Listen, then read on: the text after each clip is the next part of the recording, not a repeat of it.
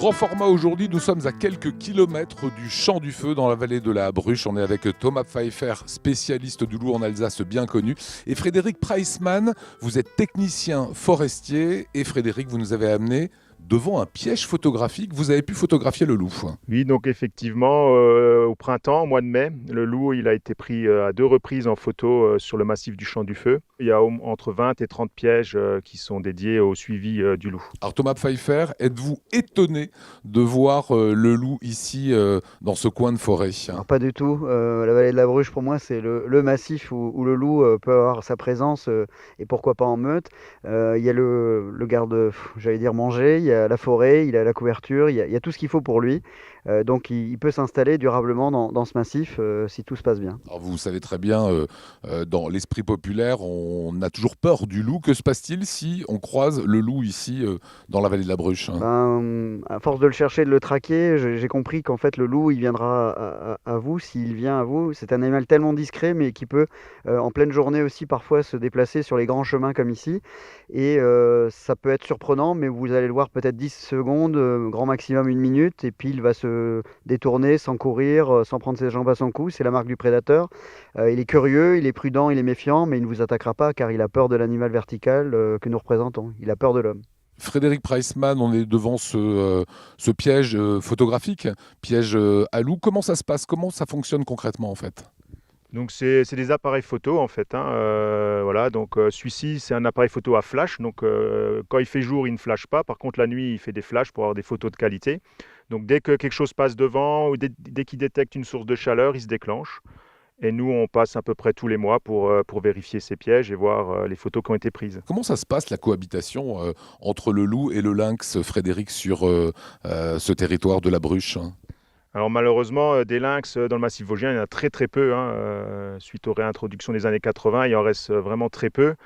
Et malgré tout, le peu de lynx qui reste, ils vont s'éviter avec le loup, hein. Si jamais ils se croisent, voilà, ils vont éviter le conflit parce que être blessé pour un grand prédateur, eh ben, c'est ne plus pouvoir manger. Donc ils vont s'éviter, hein. C'est souvent le cas. Voilà, Thomas, comment se passe la cohabitation avec le lynx? C'est un peu la même question parce que Oui. vous connaissez bien les deux. Et comment ça se passe avec l'homme? Parce qu'on sait qu'il y a quelques attaques de temps en temps. Le loup sent les failles, il va évidemment en profiter, il va attaquer la nuit quand il n'y a pas forcément de gardiennage, donc on ne peut plus laisser malheureusement de troupeaux, et ça plaide en faveur de ce que j'ai toujours souhaité, c'est la mise en place d'aides bergers qui seraient financées par les chambres d'agriculture, dans les lycées agricoles à Aubernais notamment, où on pourrait apprendre à des jeunes à suppléer le travail de l'éleveur, parce qu'évidemment il ne peut pas rester H24 sur les troupeaux. Créer peut-être et valoriser des produits de terroir, des labellisations, je pense vraiment à des fromages ou de la viande made avec une pâte de loup, ça peut aussi aider l'éleveur à sortir un petit peu du marasme économique dans lequel on est. Et le loup peut l'y aider, et le lynx aussi indirectement. C'est pas l'ennemi, c'est un allié indirect, mais il faut du temps pour que les mentalités évoluent. C'est sûr qu'un jeune loup, en plus comme ça, il est tout seul. Pour chasser, c'est plus compliqué qu'une meute. Donc pour lui, ben, des animaux domestiques pas protégés, c'est sûr que c'est facile. Donc les éleveurs sont pas forcément très contents de voir le loup revenir, mais après, c'est ce qu'on leur dit, c'est qu'il va falloir faire avec. Il y a des moyens qui existent qui permettent de limiter les dégâts. Ça réduit pas les dégâts, ça ne peut pas les supprimer, mais il y aura quand même moins de dégâts avec des moyens de protection. C'est quoi le mode de vie du loup qu'on trouve ici chez nous en Alsace? Donc le loup, il est très présent dans le massif alpin, et les loups jusqu'à présent qui viennent dans les Vosges, c'est surtout des jeunes loups qui cherchent un nouveau territoire, qui ont quitté leur meute. Donc c'est un loup qui va prospecter, qui va essayer de trouver un territoire riche en gibier, et éventuellement trouver, si c'est un mâle, une compagne pour créer une meute. Mais actuellement, il n'y a pas de meute connue dans le massif vosgien. Donc le loup qui a été photographié, c'est certainement un jeune loup qui cherche son territoire. Dernière question, il y a combien de loups actuellement dans les Vosges? Il y en a au moins un sur le massif ici, la vallée de la Bruche. Celui qui a été photographié Voilà, et filmé. et il y en a un dans la plaine des Vosges, là, qui fait beaucoup de parler de lui aussi, qui attaque beaucoup d'animaux domestiques.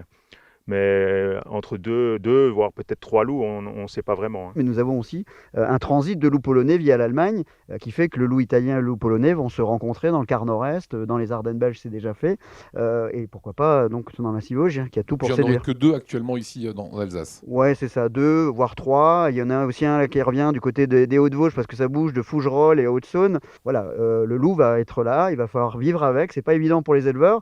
Et je pense vraiment notre boulot, et celui de tous ceux qui aiment le loup, c'est d'aider les éleveurs à vivre ce retour, mais de façon décente, en s'écoutant tous autour d'une table et en trouvant des propositions concrètes. Voilà, on ne réduira pas à zéro risque, mais on pourra limiter l'impact et peut-être remettre l'éleveur au centre de la montagne, comme je l'ai dit.